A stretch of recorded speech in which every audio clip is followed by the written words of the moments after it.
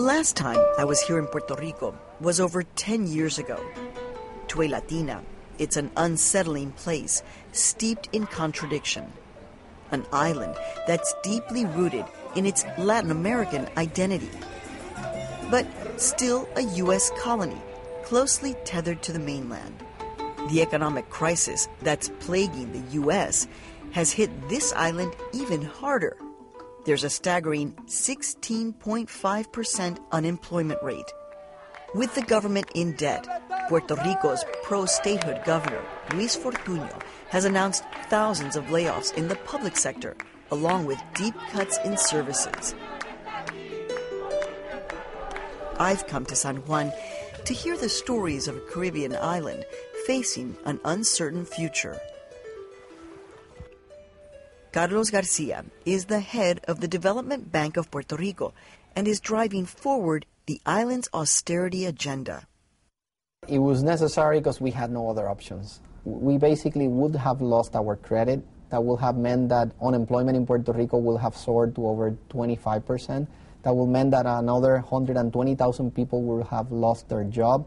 We will have no money to be able to pay for any of the programs. Probably we will have had to shut down government. It was something that it was unthinkable.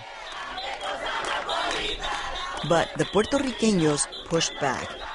One of the austerity measures was to cut the university's budget to deal with the $200 million deficit and to raise tuition. The students organized a massive strike that lasted 60 days, one of the longest student strikes in U.S. history.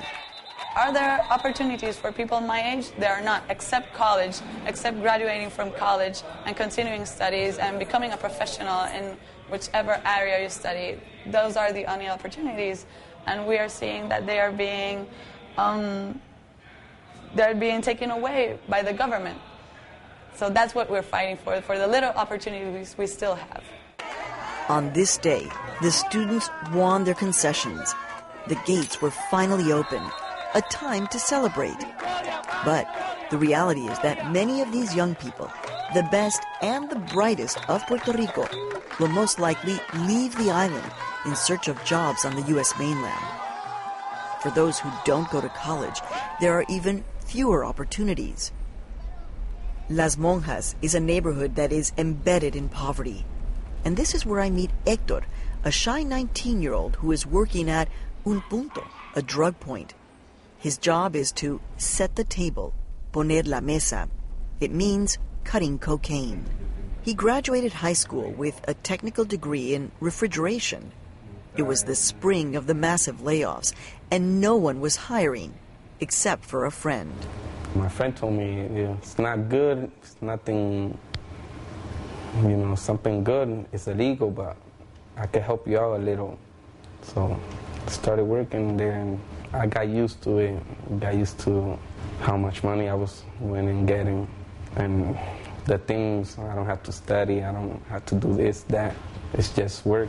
If you look at it that way, it looks good, but if you look at it another way, that it's illegal, that it's either you die or get caught in prison. Hector is going down one path that some of the poor take in Puerto Rico. Others join the military. We're on our way to meet a young man who enlisted a couple of years ago. He's 22 years old now. He's never been called to the front, but he's been told that he'll be activated by the end of the summer. El Army representa una opción para echar tu vida hacia adelante. The Army was a chance for me to get ahead in life. That's what it did for me. My father was a drug addict and died when I was 12. Even though he can't vote for his commander-in-chief, Wilfredo is proud of his service. I think the majority of young people who enlist in the Army, well, at least for me and a few others, we see ourselves as part of the United States. We're serving our country. Thanks to God and the Army who have helped me, I'm studying, I'm in shape, and yes, I'm happy.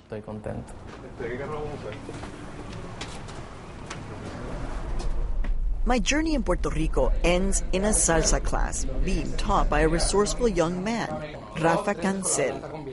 As a student, he protested the use of Vieques as a bombing site by the U.S. military and has since committed his life to social justice causes on the island.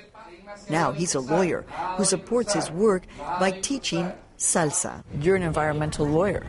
And people would say, what are you doing teaching salsa? You're a lawyer. Why not? I'm Puertorriqueño. It's a music that defines Cubanos and Puertorriqueños.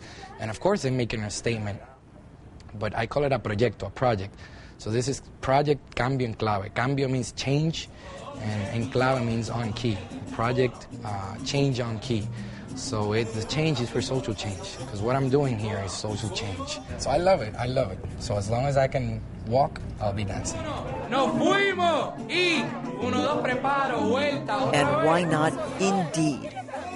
Puertorriqueños are a determined lot who have learned to live with contradiction.